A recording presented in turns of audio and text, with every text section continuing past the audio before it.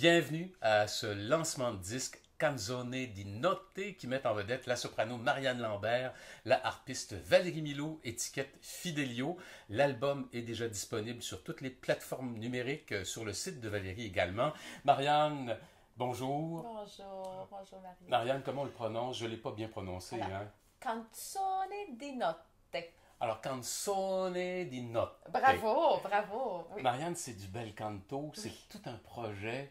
Il y a 19 pièces. On aura l'occasion d'en parler avec toi, avec Valérie aujourd'hui. Mais j'aimerais tout de suite que tu nous présentes un premier extrait. Ben oui, pour vous mettre un peu l'eau à la bouche. Alors, nous avons fait un magnifique vidéoclip au Jardin botanique. Alors, vous allez entendre Sposa son disprezzata de Vivaldi.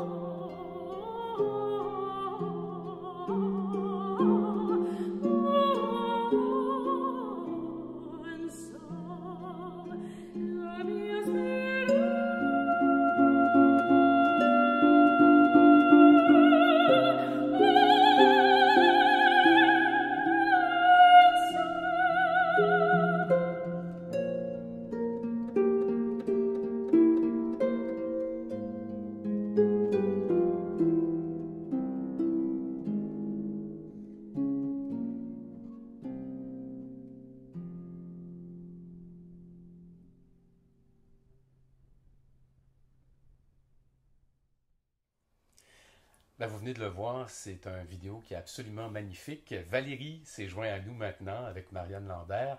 Il faut glisser un petit mot quand même de ce vidéaste qui a travaillé avec vous deux sur le projet. Oui, c'est Olivier Magnan qui travaille en fait avec moi depuis longtemps, puis avec Marianne aussi. C'est quelqu'un qui vient de Trois-Rivières, comme nous deux, puis qui travaille super bien, en fait, qui connaît tous les défis qu'on peut rencontrer là, quand on fait des vidéos en musique. Là. Donc, on adore travailler avec lui, puis sa créativité a été vraiment bien mise en évidence dans cette vidéo-là. Ouais, Valérie et Marianne, j'aimerais qu'on puisse parler un peu de la genèse du projet. Valérie, tu nous as mis un peu sur la piste. Vous êtes tous les deux de Trois-Rivières, mais vous vous connaissez depuis quand même un bon moment. Vous avez collaboré à plusieurs reprises. Comment l'idée de ce disque est partie? C'est sûr que ça a commencé en fait dès le début. On avait envie de faire un disque ensemble. Hein. Donc, ça fait déjà plus de 10 ans qu'on a fait plusieurs collaborations ensemble. Là, on a dit que ça faisait peut-être même 12 ans. On a commencé avec Lune d'avril, qui était une série de récitals qu'on a fait. J'ai participé sur ton disque Orbis pour la pièce Castille. Maintenant, L'Amant jaloux, qui est toujours d'actualité, en tournée. Donc, on a fait des tournées à travers le Québec. On a même joué en France. Ouais. Donc, c'est sûr que tout ça a fait qu'on a bâti une amitié qui est vraiment palpable sur la scène. Puis, bon, le projet disque se reportait puis pour plusieurs raisons. Et voilà, avec la COVID aussi, évidemment, on a tous cogité à peu près pour différents projets. Alors, j'ai proposé à Valérie, j'ai dit, je pense que là, ce serait le temps qu'on mette à profit ce temps-là pour faire naître finalement ce projet de disque Bel Canto. Puis pourquoi du Bel Canto, en fait? C'est simplement parce que c'est sûr qu'il faut aller avec ce qu'on a de mon instrument, qui est une couleur un peu fruitée. J'ai de la souplesse dans la voix. Puis je trouvais que ça se mariait tellement bien avec les couleurs fantasques. Fantasque. Fantasque. Il faut dire qu'on a fait beaucoup de récitals ensemble. Oui. Marianne, c'est une soprano colorature, donc il a l'habilité de faire toutes ces acrobaties-là avec sa voix. Puis vraiment, le bel canto, c'est toujours ce qui fonctionne le mieux, avec le charisme de Marianne aussi, puis l'instrument merveilleux qu'elle a. Donc, c'était vraiment, je pense, le répertoire idéal là, pour ce disque-là. Mais c'est quand même particulier parce que là, c'est un accompagnement de harpe. Oui. Est-ce que c'est toi, Valérie, qui signe les arrangements à la harpe de la plupart de ces pièces-là? Oui, si on veut, en fait, c'est plus des adaptations parce que, bon, la harpe peut très souvent jouer le répertoire du piano. Il y a des choses qu'on a dû adapter pour que ça soit aussi efficace que la version pianistique. Mais c'est certain que c'est vraiment un rôle d'accompagnement que j'ai ici. Donc, c'était peut-être moins de travail que de faire une adaptation d'une œuvre qui est écrite pour harpe seule, par exemple. Donc, oui, on est allé aussi, ça a peut-être plus donné une liberté aussi, donc, du fait de faire une adaptation de l'accompagnement, donc d'aller chercher des couleurs qu'on voulait un peu plus, puis tout ça. Là. Comment tu as fonctionné, Marianne, pour choisir le répertoire? Il y a 19 pièces sur ce disque. Oui. C'est un parcours. Il y a des choses qui sont absolument magnifiques. Les gens vont pouvoir le découvrir. Je rappelle que le disque est disponible dès maintenant sur toutes les plateformes numériques, sur ton site. Oui, sur ma boutique en ligne qui s'appelle Anémone 13. Donc, les moyens de se procurer des disques physiques sont de plus en plus rares. Donc, c'est une vitrine pour les gens qui tiennent à avoir leur copie physique à la maison. Alors, le programme, comment tu l'as conçu? Écoute, c'est sûr que c'est pas évident de bâtir un programme, surtout qu'on a comme... il faut s'en tenir aussi à un concept aussi.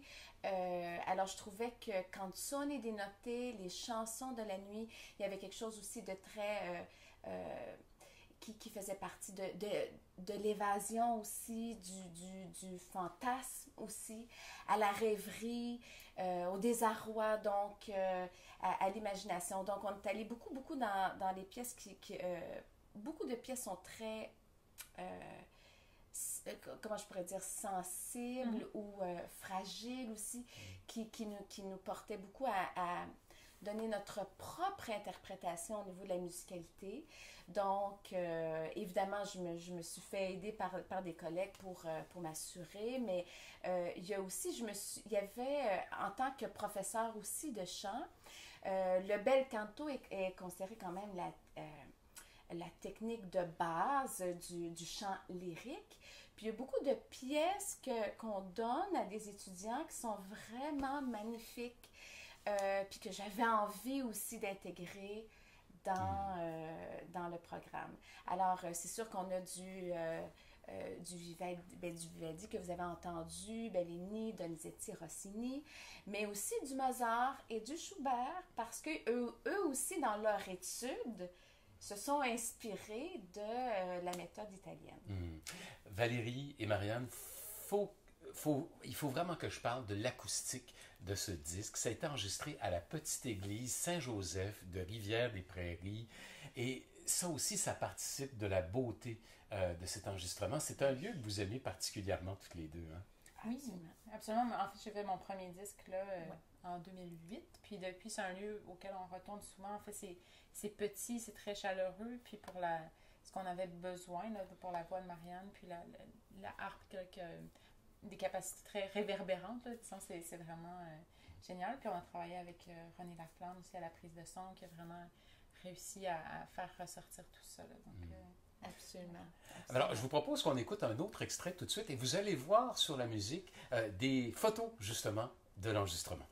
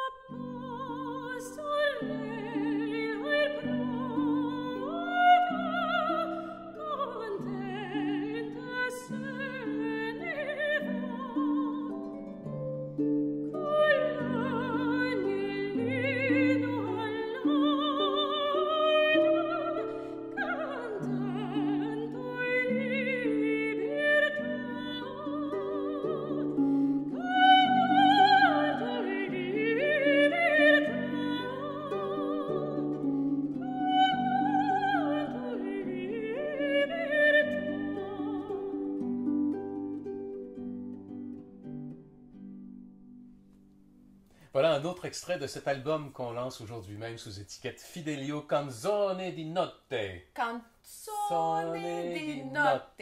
Ou les chansons de la nuit. Ouais. C'est un petit peu plus simple. Alors, vous avez peut-être remarqué des différences sur les photos que vous venez de voir à l'instant. Et je pense que la différence la plus marquante, elle est là.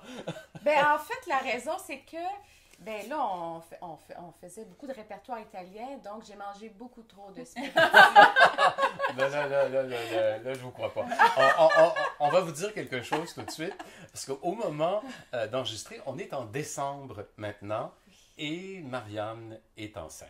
Oui, je suis très, très, très enceinte. Je suis dans la... Alors, c'est pour des raisons techniques. Parce qu'au moment du lancement, je vais avoir un beau petit poupon fraîchement sorti. Alors, pour les raisons de la cause, on a préenregistré l'enregistrement. Bon, lancement, excusez-moi. Voilà, vous savez tout. Tout le monde sait tout. Et il y a autre chose qu'il faut mentionner aussi, parce que quand on regarde les photos, vous les avez vues comme nous, il y a Stéphane Tétrault qui apparaît, et Stéphane était votre directeur artistique. Exactement. Absolument. C'est lui qui était nos oreilles pendant l'enregistrement. Donc, ça prend...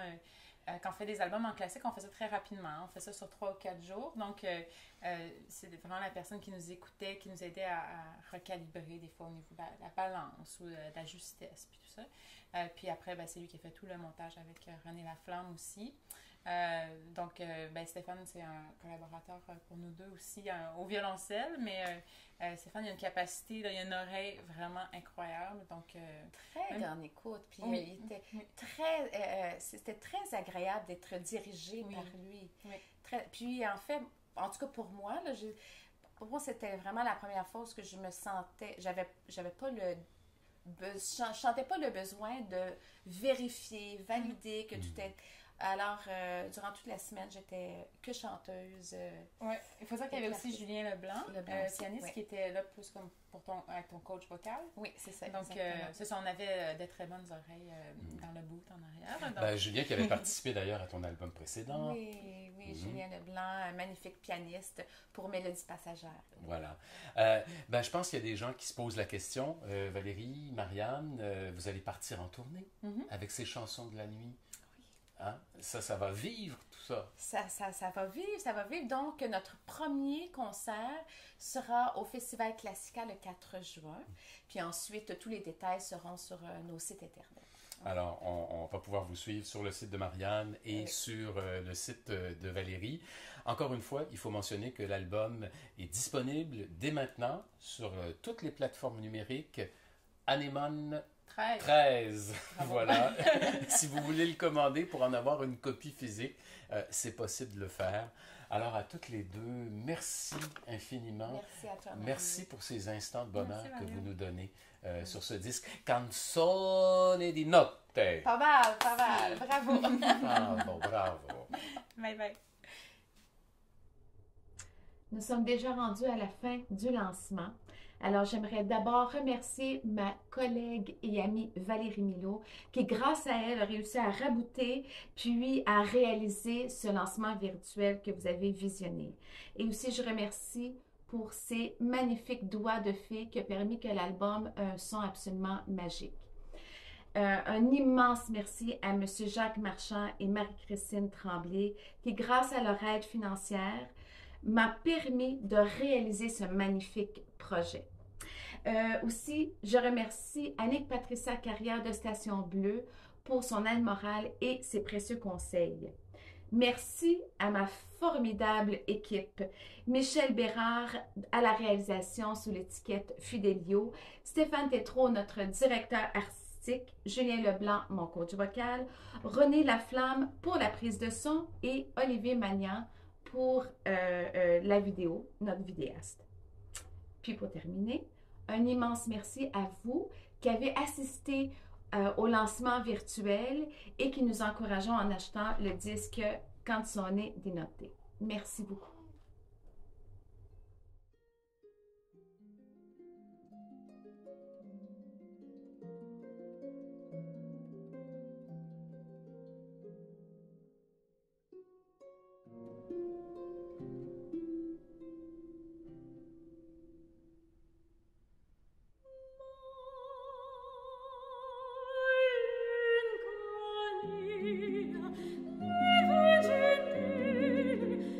Never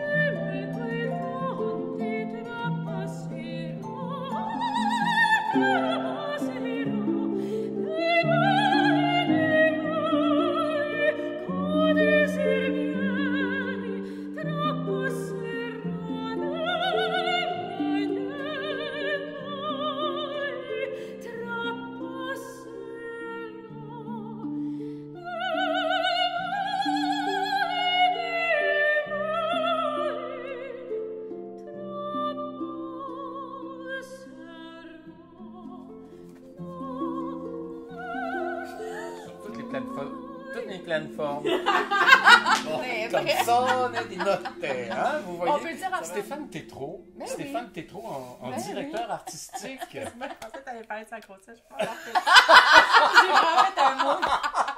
Eh bien, écoute, on regarde! Oh, regarde, Stéphane regarde. Tétrault, le père de sa enfant. Ah, ben là, c'est toute une nouvelle. Attends, on peut appeler Allô Vedette.